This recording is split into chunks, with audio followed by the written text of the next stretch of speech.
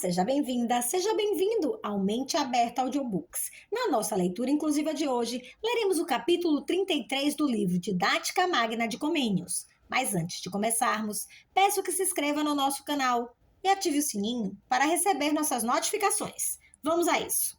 Capítulo 33. Dos requisitos necessários para começar a pôr em prática este método universal. Lamenta-se que as boas ideias nem sempre são postas em prática. 1. Creio que já não haverá ninguém que, ponderada sob todos os seus aspectos, a importância da nossa causa, não advirta como seria feliz a condição dos reinos e das repúblicas cristãs se fossem criadas escolas tal como nós as preconizamos.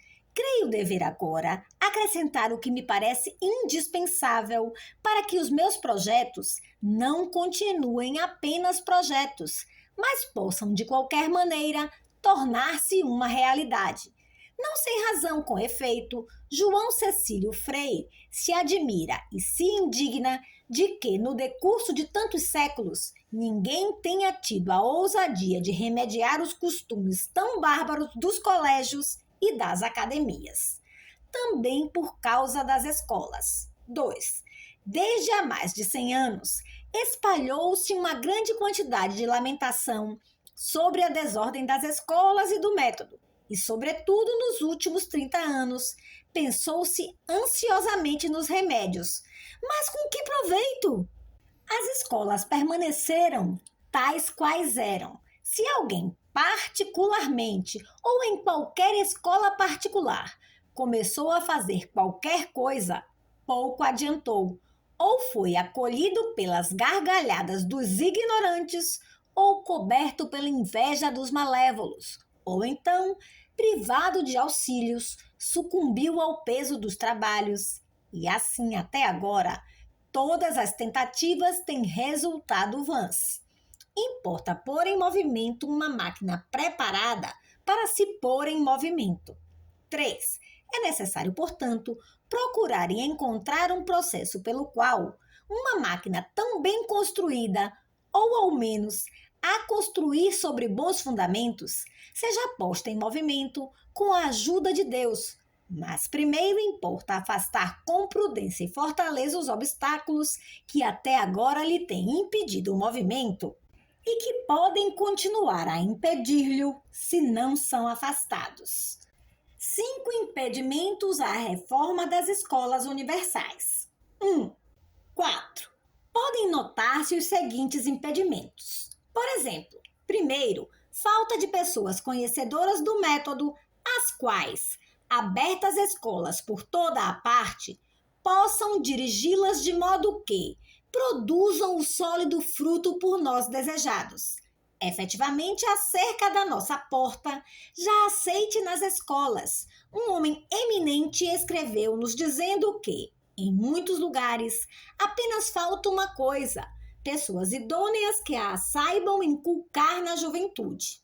2. 5. No entanto, mesmo que houvesse professores assim competentes, ou que aprendessem facilmente a desempenhar as suas funções em conformidade com os nossos planos, como seria possível remunerá-los convenientemente se tivessem de fixar-se em todas as cidades, em todas as aldeias e em todos os lugares onde nascem e se educam homens para Cristo?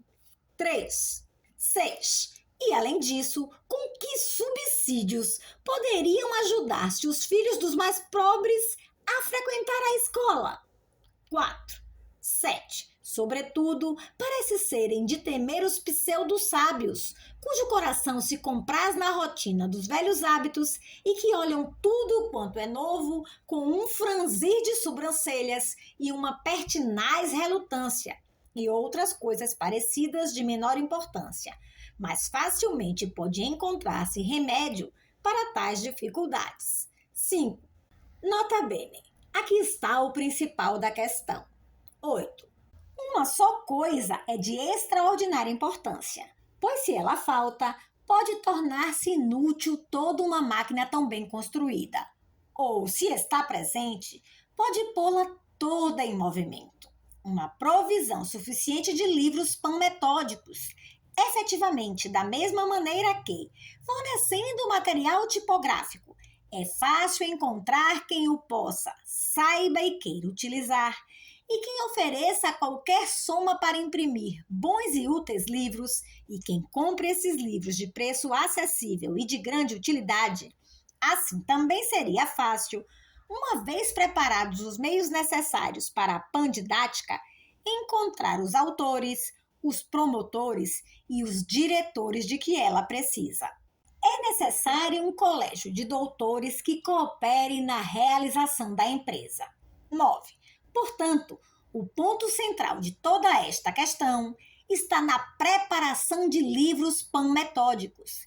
E esta preparação depende da constituição de uma sociedade de homens doutos, hábeis, ardorosos para o trabalho, associados para levar a bom termo uma empresa tão santa e nela colaborando, cada um segundo os seus meios. Mas esta empresa não pode ser obra de um só homem, principalmente se está ocupada em outras coisas e não tem conhecimento de tudo aquilo que é necessário colocar na panmetódica. E talvez até, para realizar tal trabalho, não seja suficiente a vida de um homem, se tudo se fizer dentro da máxima perfeição. É necessária, portanto, uma sociedade de pessoas escolhidas. Estas pessoas têm necessidade do favor, da ajuda e da autoridade pública. 10. Para constituir, porém, esta sociedade, é necessária a autoridade e a liberalidade de qualquer rei, príncipe ou república, de um local tranquilo e solitário, de uma biblioteca e de todas as outras coisas indispensáveis. Importa, portanto, que, tratando-se de um projeto tão santo, que visa devotamente a aumentar a glória de Deus e a salvação dos homens, ninguém procure contrariá-lo, mas antes todos se esforcem por serem ministros da benignidade divina, disposta a fazer-nos participantes de si mesma por processos sempre novos e com tanta liberalidade. Súplica 1. Aos pais. 11. Por isso, vós, caríssimos pais, a cuja fé Deus confiou preciosíssimos tesouros, as suas pequeninas imagens vivas, enquanto ouvis que se discutem estes salutares projetos, inflamai-vos de zelo, e nunca cesseis de rogar ao Deus dos deuses pelo feliz sucesso da nossa empresa. Insiste com as vossas súplicas, com os vossos votos, com os vossos sufrágios e as vossas solicitações junto dos magnates e das pessoas instruídas. Entretanto, educai os vossos filhos no temor de Deus, preparando assim dignamente o caminho para aquela cultura mais universal. 2. Aos formadores da juventude. 12. Vós também, formadores da juventude, que com fé consagrais os vossos esforços a plantar e a regar as pequeninas plantas do paraíso, fazeis sérios votos para que essas pequeninas plantas, conforto das vossas fadigas, se tornem belas o mais cedo possível e se preparem para serem úteis no máximo grau. Efetivamente, sendo vós chamados a plantar os céus e a fundar a terra, Isaías 51:16, poderá acontecer-vos coisa mais agradável que ver o fruto abundantíssimo das vossas fadigas, que esta vossa celeste vocação, assim como a confiança em vós depositada pelos pais, entregando-vos os seus filhos, seja como que um fogo na medula dos vossos ossos, que vos não dê a paz, e por meio de vós, também aos outros, até que o fogo desta luz inflame e ilumine brilhantemente toda a nossa pátria. 3. Às pessoas ilustradas. 13. E vós também, pessoas instruídas a quem Deus dotou de sabedoria e de juízo penetrante, para que possais julgar destas coisas, e com o vosso prudente conselho melhorar sempre mais os projetos bem ideados, não hesiteis em trazer também as vossas centelhas, e mesmo até os vossos archotes e os vossos foles, para atiçar melhor este fogo sagrado. Que cada um de vós pense nestas palavras de Cristo. Eu vim trazer o fogo à terra, e que quero eu, senão que ele se acenda. Lucas 12:49. Se ele quer que o seu fogo arda, ai daquele que, podendo trazer qualquer coisa para inflamar essas chamas, não traz senão talvez os fumos da inveja, da denigração e da oposição. Lembrai-vos da remuneração que promete aos servos bons e fiéis, que empregam os talentos que lhes foram confiados para negociar, de modo a ganharem outros, e como ameaça os preguiçosos, que enterram os seus talentos. Mateus 25. Temei, portanto, que só vós sejais instruídos, e esforçai-vos por fazer progredir também os outros na instrução. Sirva-vos de estímulo o exemplo de Sêneca, que afirma: desejo transfundir nos outros tudo aquilo que sei. E, igualmente, se a sabedoria me fosse dada com a condição de a manter fechada e de a não comunicar, recusá-la-ia. Carta 27. Não negueis, portanto, a ninguém, de todo o povo cristão, o vosso saber e a vossa sabedoria, mas dizei antes com Moisés: quem me dera que todo o povo de Deus profetizasse. Números 11:29. Uma vez que formar bem a juventude é formar também e reformar a igreja e o Estado, nós, que não ignoramos isso, havemos de estar para aí ociosos, enquanto os outros estão vigilantes? Neste assunto, não se excetua ninguém. 14. Um só Espírito nos anime, suplico-vos, para que tudo aquilo que, seja quem for, possa trazer para a realização de um objetivo tão comum e tão salutar, aconselhando, advertindo, exortando, corrigindo, estimulando, não deixe de o fazer, para a honra de Deus e proveito das gerações futuras. E que ninguém pense que isso não é obrigação sua. Efetivamente, mesmo que algum pudesse julgar que não nasceu para a escola, ou ainda que não foi destinado para as funções da vocação eclesiástica, política ou médica, pensaria mal se julgasse que estava dispensado da obrigação comum de favorecer a reorganização das escolas. Na verdade, se queres ser fiel à tua vocação e àquele que te chamou e àqueles para os quais foste enviado, és obrigado não só a servir pessoalmente a Deus, à igreja e à pátria, mas também a procurar como homem prudente que depois de ti haja quem faça o que tu fizeste. A Sócrates foi tributado louvor, porque podendo prestar utilmente o seu contributo à pátria, exercendo qualquer outro cargo, preferiu dedicar-se à educação da juventude, dizendo que era mais útil ao Estado quem tornava muitos cidadãos idôneos para o governo do Estado que quem o governava efetivamente. Condenação de um preconceito e súplica aos doutos. 15. Peço também e suplico em nome de Deus que nenhum douto despreze estas coisas, pelo fato de virem de um homem menos instruído que ele. Na verdade, às vezes, mesmo um camponês diz coisas muito oportunas, e talvez o que tu não sabes, o saiba um burrinho, como disse Crísipo. E Cristo disse também: o Espírito sopra onde quer, e tu ouves a sua voz, mas não sabe de onde ele vem, nem para onde vai. Juro diante de Deus que não fui movido a fazer estas coisas, nem pela confiança na minha inteligência, nem pela sede da fama, nem pela esperança de daí tirar algum proveito pessoal.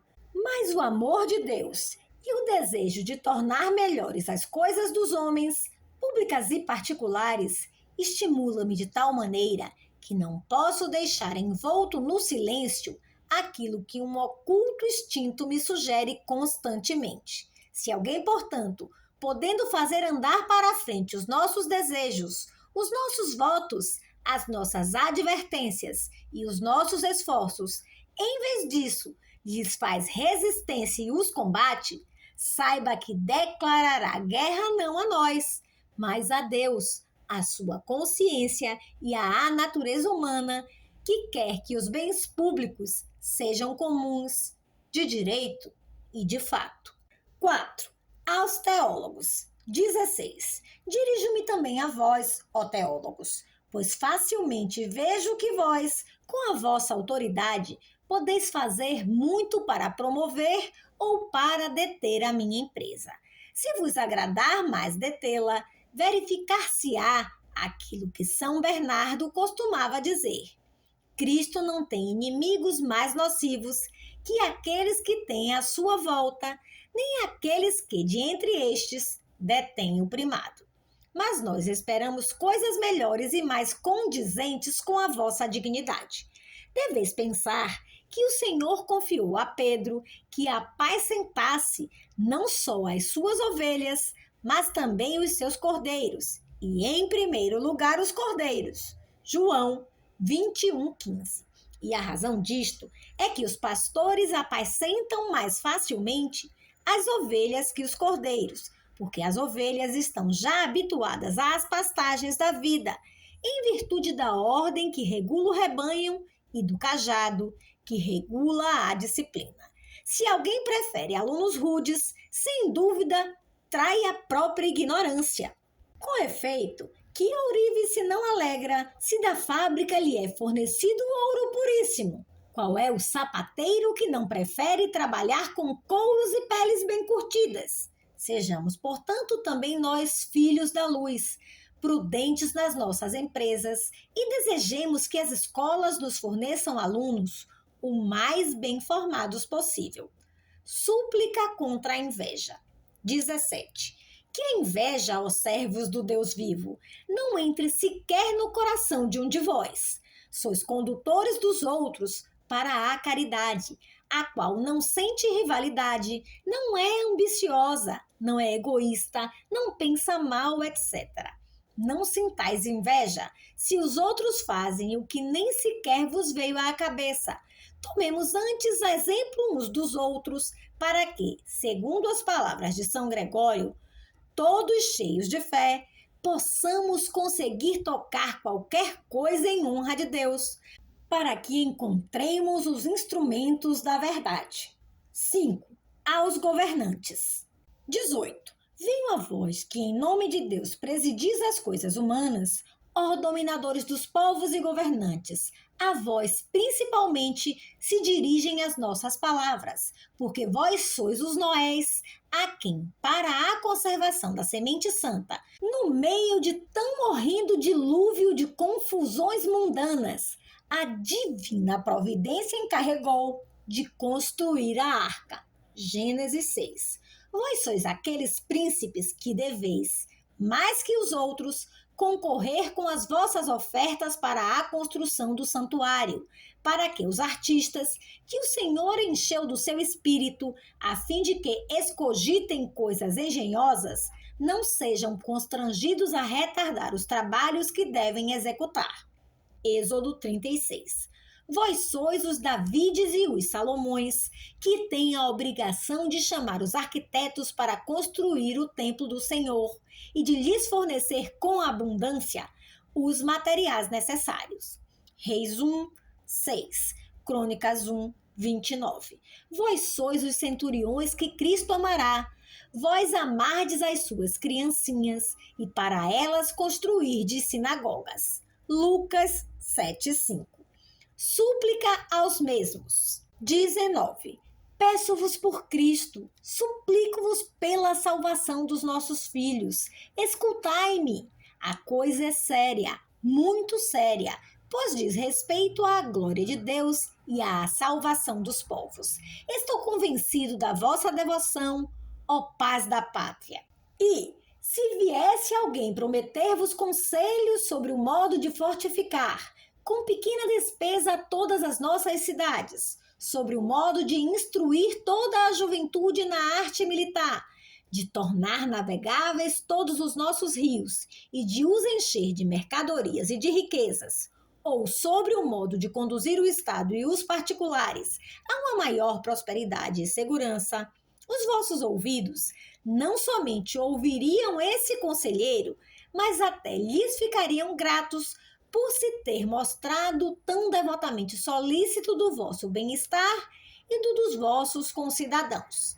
Ora, no nosso caso, trata-se de algo muito mais importante, pois mostra-se o caminho verdadeiro, certo e seguro de conseguir, com abundância, homens tais que, para negócios deste gênero ou outros semelhantes, servirão a pátria sem fim, uns após outros. Se, portanto, Lutero, de santa memória, exortando as cidades da Alemanha a erigir escolas, escreveu com razão: quando, para edificar cidades, fortalezas, monumentos e arsenais, se gasta uma só moeda de ouro, devem gastar-se 100 para educar bem um só jovem, para que este, quando homem feito, possa guiar os outros pelos caminhos da honestidade. Efetivamente, o homem bom e sábio, acrescenta Lutero, é o mais precioso tesouro de todo o Estado, pois nele, mais que nos esplêndidos palácios, mais que nos montes de ouro e de prata, mais que nas portas de bronze e nos ferrolhos de ferro, está, etc. Estas ideias concordam com as de Salomão, Eclesiastes 9:13. Se, repito, achamos que são sábias estas palavras quando afirmam que nada se deve poupar para educar bem um só jovem, que haverá então de dizer-se quando se escancara a porta para uma cultura tão universal e tão certa de absolutamente todos os espíritos? E quando Deus promete infundir em nós os seus dons, não gota a gota, mas enviá-los como que em torrente? Quando se vê que a sua salutar ajuda se aproxima tanto que conosco habita na terra a sua glória. Exortação 20. Abri, ó príncipes, as vossas portas e desempedir as portas do mundo, para que entre o Rei da Glória. Salmo 24:7. Trazei ao Senhor, ó filho dos fortes, trazei-lhe glória e honra. Seja cada um de vós aquele Davi que fez este juramento ao Senhor, esta promessa ao Deus de Jacó: não entrarei na tenda da minha casa, não subirei ao estrado do meu leito, não darei sono aos meus olhos, nem repouso às minhas pálpebras, até que encontre um lugar para o Senhor, uma morada para o seu tabernáculo. Salmo 131, 2:5. Não olheis, portanto, a nenhuma despesa. Dai ao Senhor, e ele vos retribuirá a 100 por um. Efetivamente, embora exija com todo o direito quem diz: é minha prata e é meu ouro, Ageu 2:9, todavia é cheio de benignidade aquele que acrescenta, exortando o povo a edificar o seu templo. Fazei a prova para ver se eu não abrirei para vós as cataratas do céu e não lançarei sobre vós as bênçãos até a abundância. Malaquias 3:10. Oração a Deus. 21. Tu, portanto, ó Senhor nosso Deus, dá-nos um coração alegre para servirmos a tua glória, cada um dentro das suas possibilidades. Com efeito, é tua a magnificência, a força, a glória e a vitória. Tudo o que existe no céu e na terra é teu. Teu é o reino, ó Senhor, e tu estás acima de todos os príncipes. Tuas são as riquezas, tua é a glória, a força e a potência. Nas tuas mãos está magnificar e confirmar, seja o que for. Com efeito, quem somos nós que tudo recebemos só das tuas mãos? Somos peregrinos e forasteiros diante de ti, assim como todos os nossos antepassados. Os nossos dias sobre a terra são como uma sombra, e deles não há adiantamento. Ó Senhor nosso Deus, aquilo que preparamos em honra do teu santo nome, tudo veio das tuas mãos. Dá aos teus Salomões um coração perfeito para fazerem tudo o que conduz à tua glória. Crônicas 1:29. Confirma, ó Deus, aquilo em que nós operaste. Salmo 67:29. Sejam diáfanas as tuas obras para com os teus servos e as tuas belezas para com os filhos deles. Finalmente, esteja conosco a suavidade de Jeová nosso Deus e que seja Ele a dirigir as obras das nossas mãos. Salmo 90:16. Esperamos em Ti, ó Senhor, não sejamos confundidos eternamente. Amém.